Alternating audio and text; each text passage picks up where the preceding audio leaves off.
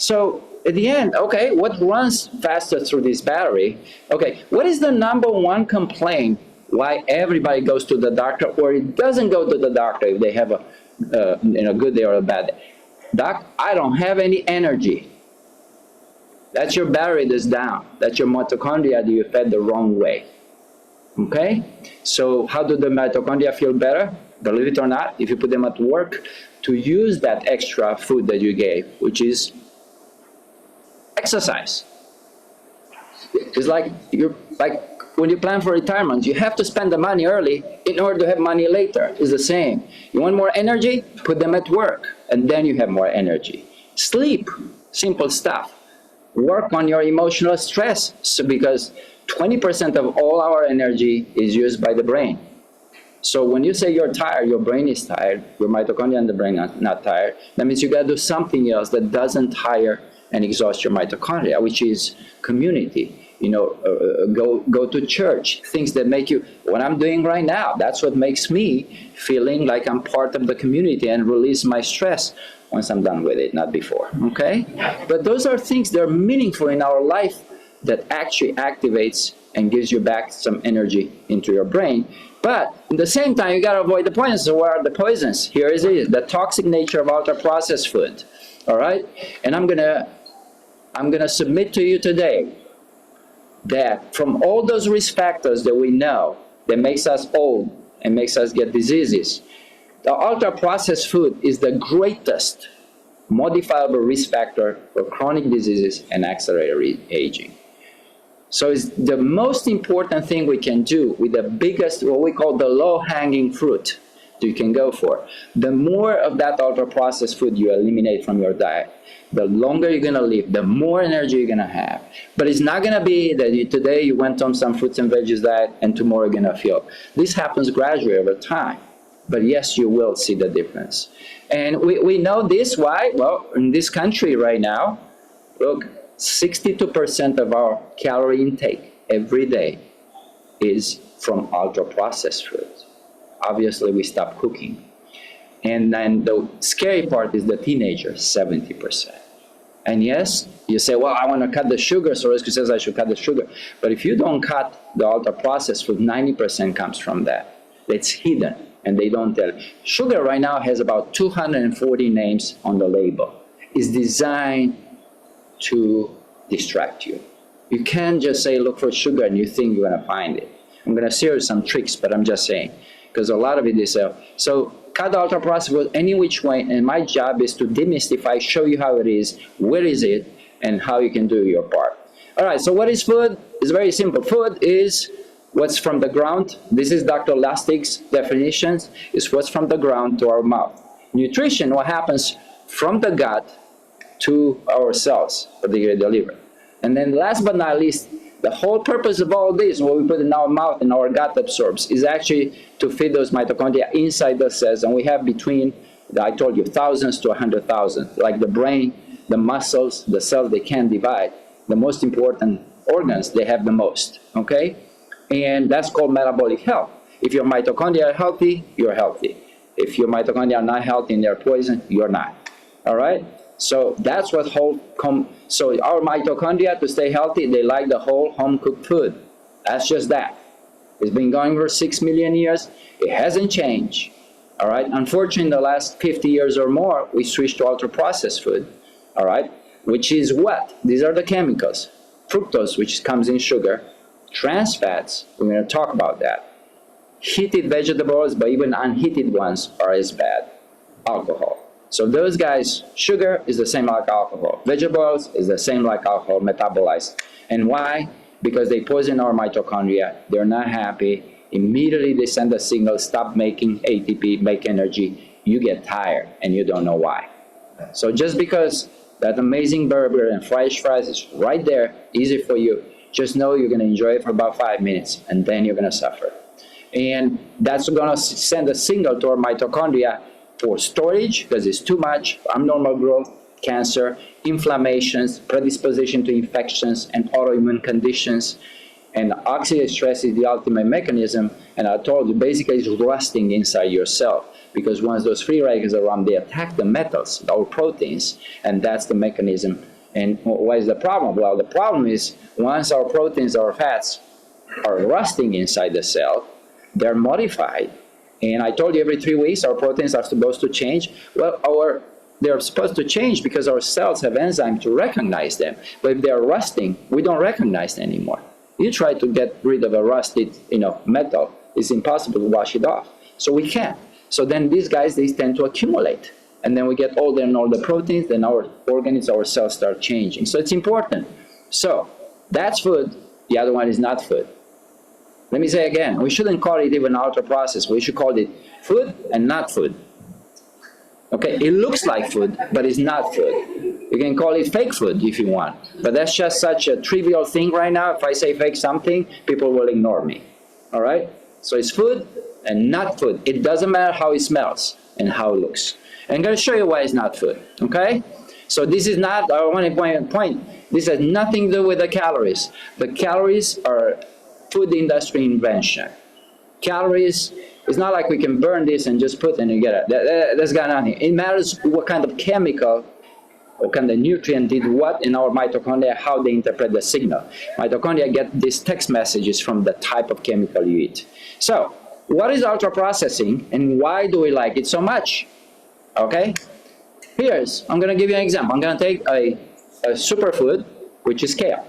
Okay? What we do, we're going to create kale chips. We're going to add some sugar, salt, and vegetable oils because we need the trifecta so we can eat that. It gives the taste and the smell. All right? Then we're going to, what happens when I add the vegetable oils? I got rid of the saturated fat that came natural with it. I'm replacing it with what we call, that's what they contain, polyunsaturated fat, okay? And about 100-fold, and sugar more. Then we're going to heat it up. In order to get that crunchy stuff, you need the vegetables and the heat. Otherwise, they're going to, the difference between cornbread and chips, right? You can't ever make the cornbread chippy, right? Because you have to put, if you put the butter, that gives the taste, you're not going to put the vegetable oils, it's not going to happen, all right? So now we're going to heat at 325, 450 degrees, and then we're going to add some, when we do that, the kale has no taste. We're going to have to add something else to trick you that that's food. That's the only purpose of these guys. I call them food additives, and not just me. But I simplify for you, instead of reminding yourself, memorizing the chemicals, I simplify and call them flavor enhancers, emulsifiers, preservatives, and sweeteners. So even if they use chemicals you don't know, sometimes they say, this is for flavor enhancer, this is for emulsifier. They may not say that, they're tricky with that. But they will say for preservative, because you don't want your food to be infected, and sweetener, for sweetener. And I call them FEPS. So I need you to memorize FEPS. Those are the additives. Why? 20% of disease are the additives. 80% is sugar, salt, and vegetable oils they put there. Okay?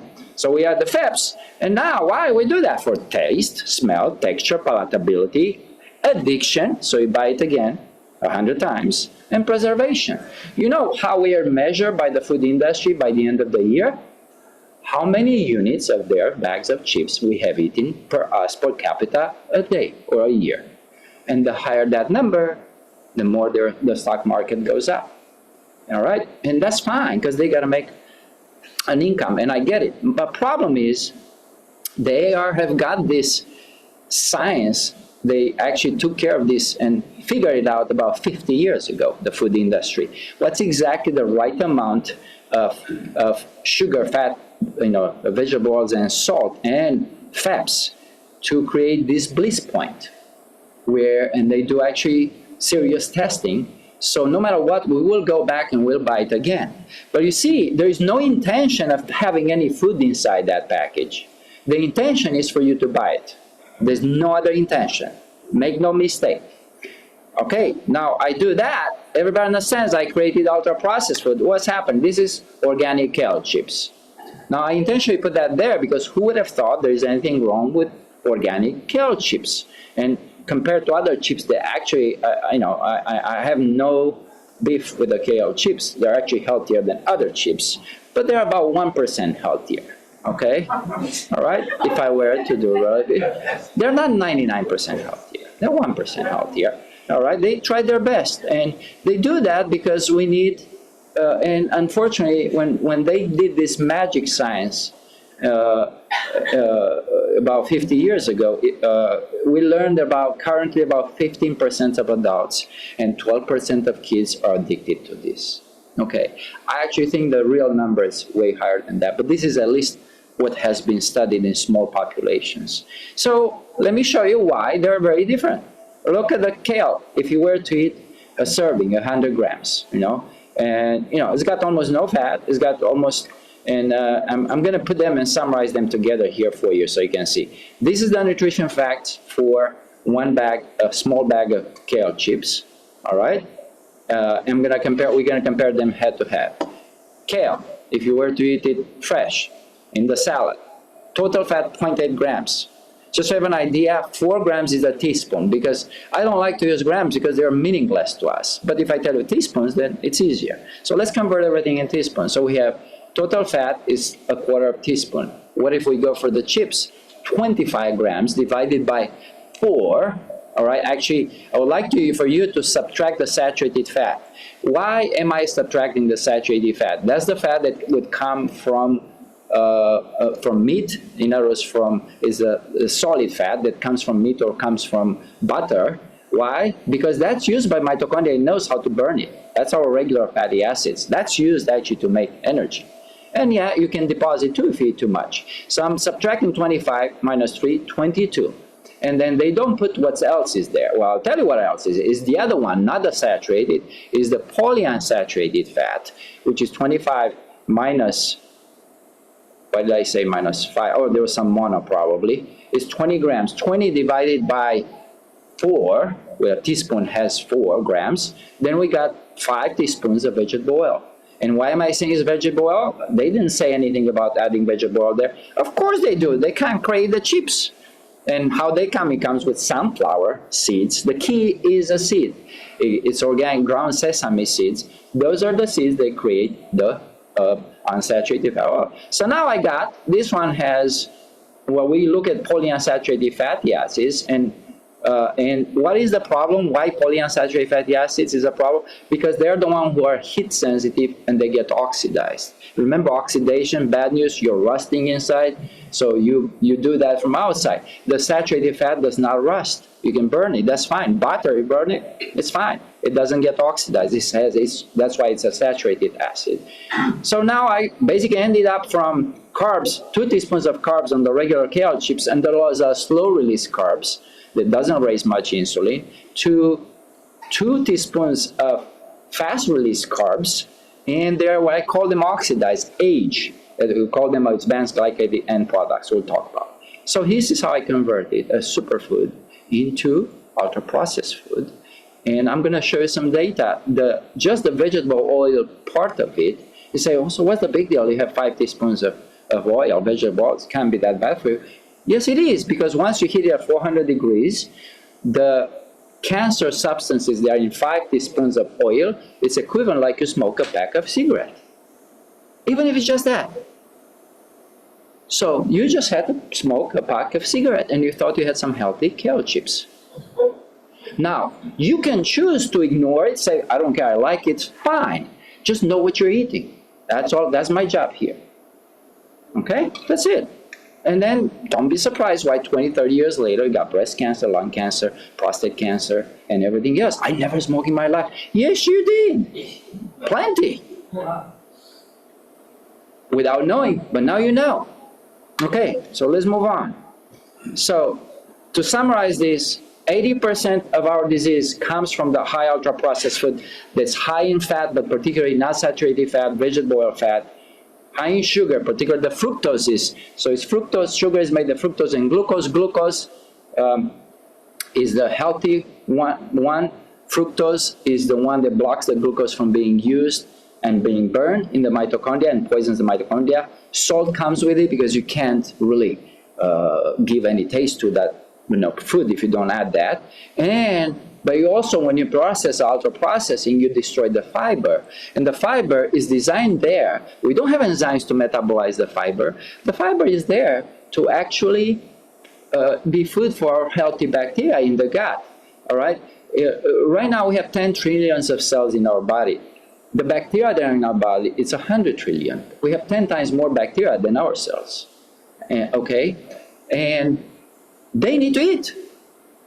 If you don't give them the fiber, then they're going to eat on you. And we don't know why we get sick and get infections. And what they're going to eat on you is the mucin, that layer, that's not a layer that's, it's covering our gut, so we can protect it from the sewer that's inside, so things don't get inside. So you need fiber. You got to feed those guys, and then they will be your friends. And then 20% of the disease comes from what Dr. Lustig says, obesogens, or air. It could be also air pollutants. Let me give you some examples. Bisphenol A, PFAS, where are those? Pesticides, the water bottle that we just gave it to you. All right? That is plastic, doesn't get into the system. No, it's designed so food and single-use kind of plates are not going to, the food doesn't stick when they have to use these compounds. And they are forever chemicals. We get in our system, it never goes away. Okay? And I'm going to show you some. And they're associated with, it's been shown, at least some of them be associated with breast cancer. We don't have 100% conclusion. Parabens are used as preservative. As soon as you see the word preservative, they are antimicrobials, antifungal agents. Those are endocrine simulators, which means it's associated with our endocrine disruptors. It's associated with diabetes, obesity, but also in young girls, they get 2 to 3 or 4 years younger their first, they enter into puberty. So those are the endocrine disruptors. Then pesticides, I don't have to tell you. The biggest pesticide we got problems with right now is glyphosate, right? Roundup, because it sticks in our fields forever. And then soys and corn are used to create these vegetable oils and the sugar. And then we don't know why we find that. Then we have hydrogenated oil. I want you to remember this name because that's a surrogate for trans fat. Trans fat is the worst possible fat you can have. And why? It blocks, it's a mitochondrial toxin that accumulates and our body doesn't know how to deal with. We used to use this in the past. Basically, bacteria don't have enzymes. That's right. It's the best preservative whatsoever. The food industry loved it up to about 2002 when it was banned. Why? You could basically make the French fry, leave them for a year out. Not even bacteria will touch them. You can eat them a year later. Okay? And basically, there was no expiration date on those. All right? These BPA, PFAS, parabens, they are in chewing gum. We like to keep putting things in our mouth all the time, okay? No, there's nothing healthy in the chewing gum, whether it's got sugar or sugar-free. And it's on the thermal paper from the receipts. I never get my receipts from the cashier and they get a bit frustrated. I say, no, keep it for yourself, all right? And this is where it comes in various things. Food and water containers, dental sealants, toys, paints, cosmetics for ladies. And of course, women are much more affected than men because obviously you have to, for social pressure, you have to use much more on that than the men do, not that the men don't use it. Catheters that we put in the hospital, unfortunately I have to do it, not that I like it, but it's nothing in there. Inhalers, electronic equipment that I'm using right now, all right? And phthalates is the buzzword here. Look, this is in this. It's plasticizer. We have to do that so you can, make things stick to your face, stick to your nails. Can't without that. And then those are some chemicals that, again, those are 20%. But then we have the fructose that we talk about, linoleic acid, sweeteners, big one. It doesn't matter if it has a sugar or it doesn't have any sugar. Bad. Casein, carboxycellulose, those are emulsifiers. Where are they? Well, if something has fat and I got to combine it with some water and it has to create like ice cream and I got to put them together so it's a certain texture that I enjoy, I have to add these emulsifiers. And all good up in the mouth, but once it gets into your gut, it's a soap. Dissolve your mucin layer, dissolves your gut, It creates leaky gut. Major problem, because once you got leaky gut, okay, you may or may not get diarrhea, but some people get immune problems, activates your immune system, bacteria, then your sewer is going to start to shift. What's inside the bacteria, they start to shift into your body. You don't want to have leaky gut, okay? It's and then MSG, red, yellow, you know what are those, the colorants? You know what MSG does? It's called monosodium glutamate. So glutamate, MSG, glutamate is the single most important transmitter in our brain that gets us excited about anything. Basically, you're just eating cocaine when you do that. It gets you excited about anything that you're about to eat. That's why, you know, food makers and anybody who works in the restaurant and industry, they will do anything to put some MSG there, or even those colorants. I love it when I say vitamin water, 0. Look, Sorescu is 0, but it's yellow. That's what you got. So remember, even if it's 0 calories, you got the, you know, if it has a color, you're still going to get 20% disease. It doesn't matter. Okay? And they put that there to make sure you're going to buy it over and over and over and over again because you get excited about drinking that. All right. So I summarize all this into food additives, FEPS. You don't need to memorize the name of the chemicals. Why? Because they keep changing. I told you, even sugar has 250 names. Actually, probably it's higher than that. And you go in Europe, they call it E something, E215, who cares? You know, I want you to, as soon as you see the buzzword, flavor enhancer, emulsifier, preservative on the label, sweetener on the label, or it says 0, although you know that can't be right. Okay? Stay away from that. Okay? And that's how you identify it. And I can go over, Dr. Lustig has done a fabulous job with this review article. No point, but remember, what's not food is very hard for me to control, except maybe reducing the cosmetics that you use. Use it only when necessary, if you absolutely need to, all right? But short of that is the food that I'm going to target here. And why? Because, you know, Roundup with killer. I mean, no Panera chain or Arby's wants to have Roundup in their food, but they do because they use the same ingredients everybody else uses. This comes from, you know, our farms, you know, for soybeans or for corn, because they've used, once they use Roundup in those fields, it stays there for 10, 15, 20 years. And everything you're going to grow on after that is going to acquire those, and then even if you try to stay clean or organic, it's not going to happen. Okay? So we got a problem, and we don't know what to do with that, by the way. It's probably the most toxic, other than DDT, is the most toxic compound we have ever had in our food. Now, DDT, just if those who may remember, you know, it kills everything, all right? Actually, was a way, blocks the mitochondria, was a way low-dose DDT. We used to use it as treatment for obesity in the 40s, believe it or not. But what happens is half people get better, half will die or get sick. Because if you use you have to use very little to block your mitochondria and start losing weight. The problem is with DDT that it stays forever, and 50 years later, if we were to get tested for DDT in our urine, we still have it. Okay? So it's a problem. And here is the major problem. The future is extremely, stressful about this, because if you're a pregnant woman and you have a lot of these ultra-processed food that comes with the 20% pollutants, it's been associated with 25% overweight in the offspring, metabolic syndrome, diabetes. In other words, what the mom eats dictates the next 3 generations of disease for their offspring. Okay? And it goes into the breast milk too. And it's been associated with preeclampsia, high blood pressure, I have, in pregnant women. And I'm going to submit here that the worst diet for a pregnant woman and her baby is ultra-processed food diet, because it doesn't just dictate her future for the next 30 years. It dictates also the future of their children. Okay?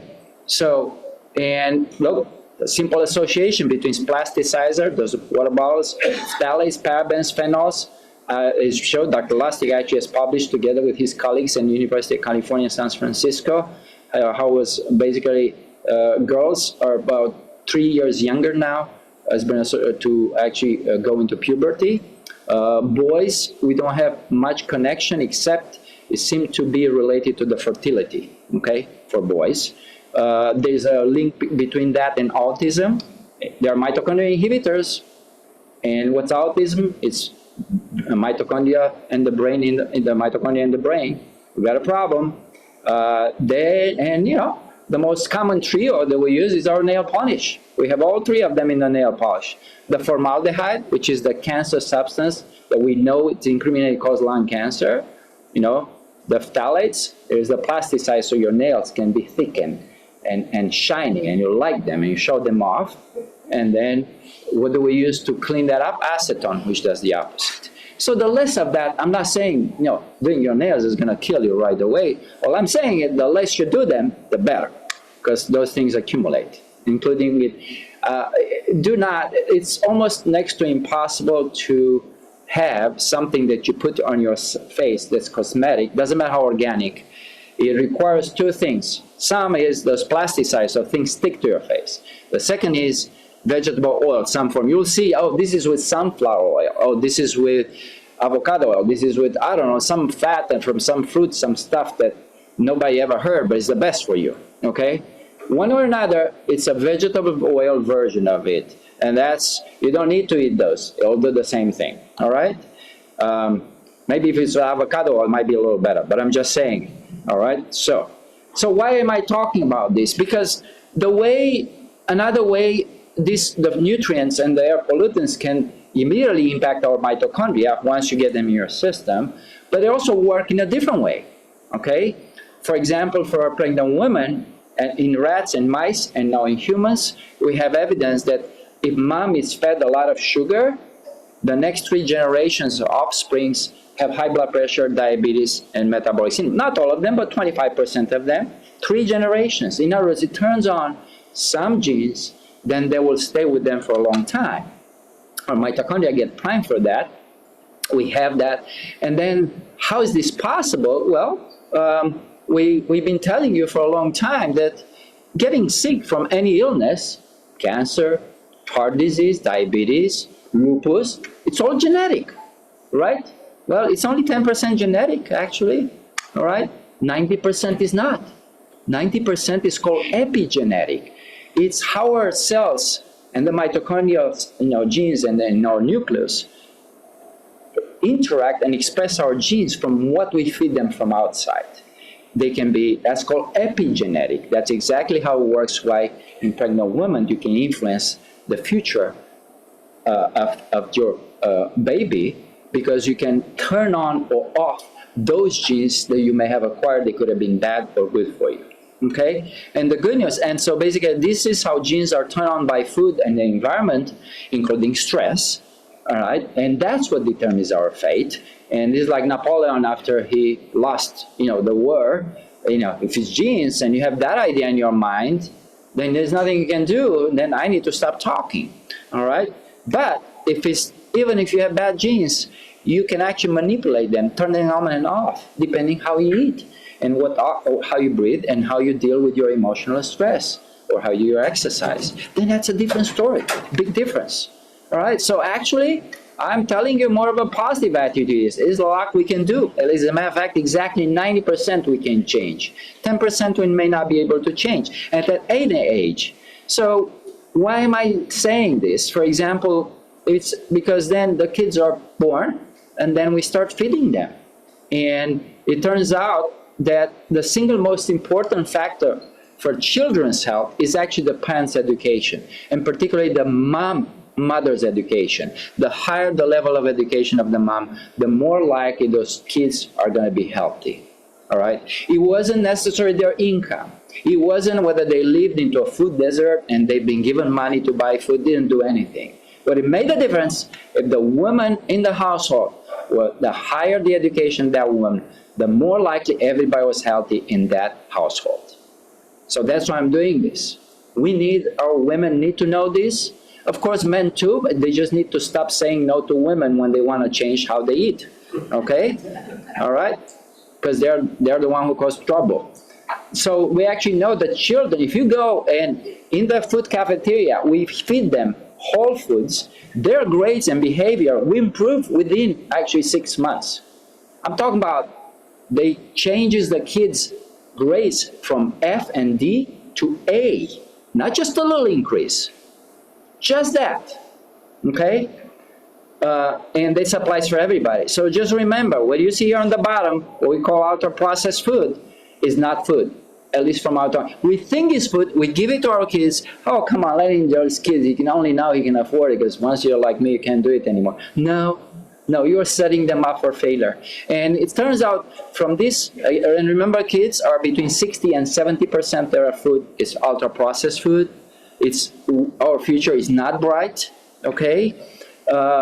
And from that food that they get in a day, in the first hour that they are picked up from school, it's 25% goes into that hour. Why? The parents or grandparents, this is when they are completely giving up on any control. We're tired. And we have it there in the car, just feed them.